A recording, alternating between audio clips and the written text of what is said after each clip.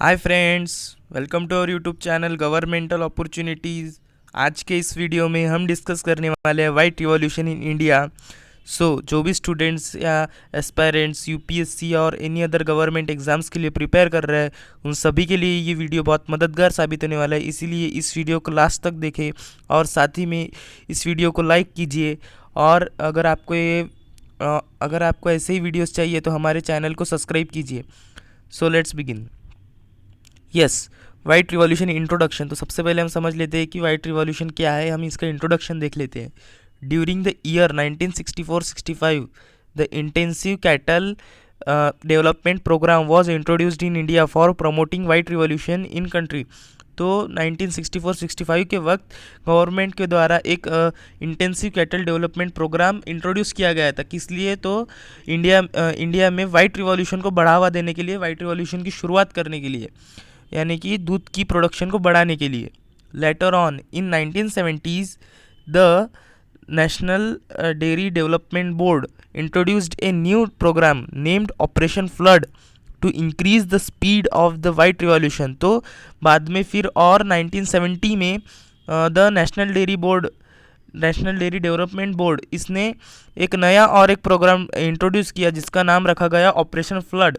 तो ये किस लिए किया गया था? इसका रीज़न था कि to increase the speed of white revolution, यानी कि जो वाइट रिवॉल्यूशन है इसकी स्पीड बढ़ाने के लिए, इसको और एफिशिएंट बनाने के लिए, इसकी मिल्क की प्रोडक्शन को ये ऑपरेशन फ्लड इंट्रोड्यूस किया गया इंडिया में।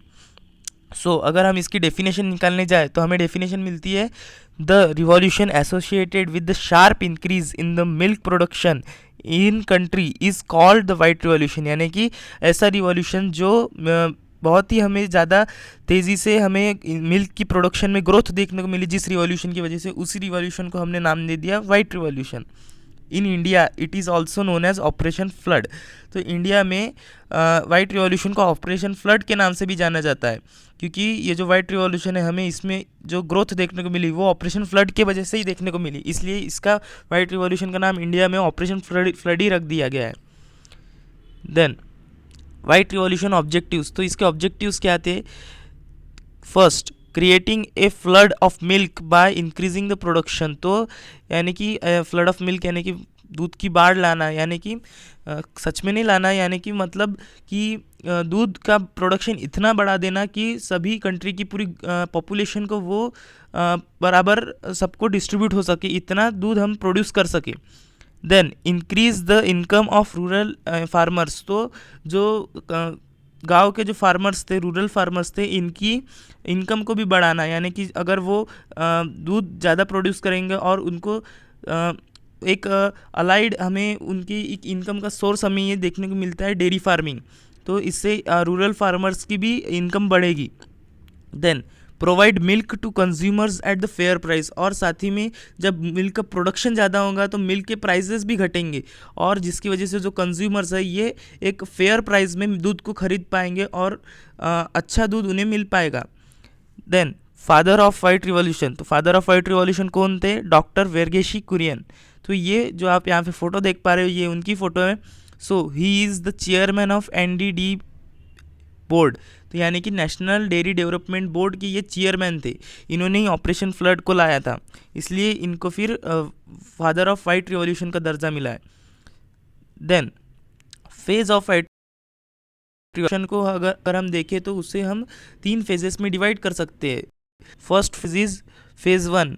It started from 1970s and lasted for 10 years, that is till 1980s। यानी कि जो फर्स्ट फेज़ था ये 10 साल का था, जिसकी शुरुआत 1970s में हुई थी और ये 1980s तक चला। इसमें क्या किया गया ऐसा खास? तो it was funded by European Union by world programme. तो इससे ये जो प्रोग्राम था इसको फंड किसने दिया गया था? इसको फंड दिया गया था यूरोपियन यूनियन द्वारा, जो कि एक वर्ल्ड यानी कि वर्ल्ड प्रोग्राम के तहत एक।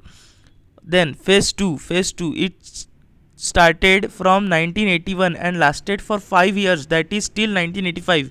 तो ये जो फेज़ 2 था ये 1981 के वक्त चालू हुआ और 5 साल चला, जो कि 1985 तक। इसमें क्या किया गया है? तो number of milk shed increased from 18 to 136। तो इसमें मिल्क शेड्स को बढ़ाया गया 18 से 136। ए self sustaining system was set up that include 4,25,000 milk producers and spread across 43,000 villages cooperatives. तो इसमें क्या किया गया कि एक ऐसा सेल्फ सस्टेनिंग सिस्टम बनाया गया जिसमें कि 4,25,000 मिल्क प्रोड्यूसर्स इन्वॉल्व थे, और जिनकी वो 4,25,000 मिल्क प्रोड्यूसर अलग अलग 43,000 कॉर्पोरेट विलेज कॉर्पोरेटिव्स में बांटे गए थे। Then the third phase, phase 3 lasted for almost 10 years, that is 1985 से लेकर तो 1996 तक ये थर्ड फेज हमें देखने को मिला। It give final touch to programme, तो इसने एक जैसे कि एक फाइनल टच इस प्रोग्राम को दिया, ऑपरेशन फ्लड को। It also strengthen the infrastructure required to produce and milk market increase volume of milk. तो इसने क्या, इसमें क्या ऐसे डेवलपमेंट की गई, तो इस फेज़ में हमें देखने को मिलता है जो मिल्क का इंफ्रास्ट्रक्चर था, यानी कि जो ट्रेड रूट्स थे मार्केट तक के, वो ज़्यादा सुधराए गए, और साथ ही में जो दूध का प्रोडक्शन था ये भी बहुत मात्रा में बढ़ाया गया। इसकी उत्पादन, इसका वॉल्यूम बहुत ज़्यादा बढ़ा किया गया दूध का प्रोडक्शन का। Towards the end of the operation flood 73,930 dairy cooperatives had set up. तो जैसे ये इसका ख़त्म होने का वक्त आया ऑपरेशन फ्लड का, तब तक 73,930 डेयरी कॉरपोरेटिव्स इस्टेब्लिश हो गए थे, और साथ ही में उनकी लिंक 3.5 करोड़ डेयरी फार्मर्स के साथ थी। यानी कि जो डेयरी कॉरपोरेटिव सेटअप किए गए थे, इनकी लिंक 3.5 करोड़ डेयरी फार्मर्स के साथ थी, और उनको सही में इनकम जनरेट करके दे रही थी ये कॉरपोरेटिव्स, इनसे उनको बहुत हेल्प मिली है। देन वाइट रिवॉल्यूशन सिग्निफिकेंस, तो इसका क्या इंपॉर्टेंस रहा है इंडिया की जीडीपी में, इंडिया की प्रोग्रेस में। It helped dairy farming direct their own dairy farmers direct their own development, यानी कि इसकी सबसे ज़्यादा मदद हमें देखने को मिली जो डेयरी फार्मर्स थे उनको, क्योंकि placing control of the resources they create in their own, यानी कि जो वो दूध निकाल रहे थे उनसे ही उनको सबसे ज़्यादा इनकम दी गई। उनके हाथ में जो रिसोर्सेज थे उससे ही उनको इतनी ज़्यादा इनकम मिली कि उनका भला हो गया। It has helped India to become the world largest milk producer in 2016-17, और इसी की वजह से, इस ऑपरेशन फ्लड वाइट रिवॉल्यूशन की वजह से हमें देखने को मिला कि इंडिया जो है ये 2016-17 में पूरे वर्ल्ड में सबसे ज़्यादा लार्जेस्ट मिल्क प्रोड्यूसर बना। Currently India is the world largest milk producer of milk producer with 22% of global production, यानी कि अगर हम आज की बात करें तो आज की डेट में इंडिया पूरे ग्लोबल मिल्क प्रोडक्शन का 22% ओन करता है।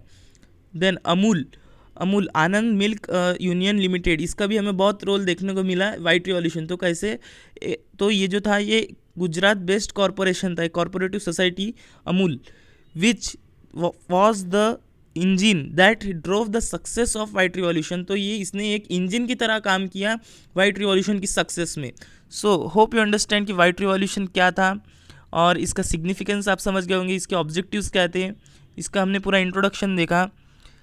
सो थैंक्स फॉर वॉचिंग दोस्तों। अगर आपको ये वीडियो लेक्चर पसंद आया है, इससे आपकी कुछ इन्फॉर्मेशन बढ़ी है, तो इस वीडियो को लाइक कीजिए, इस वीडियो को शेयर कीजिए और हमारे चैनल को भी सब्सक्राइब कीजिए। थैंक्स फॉर वॉचिंग दोस्तों।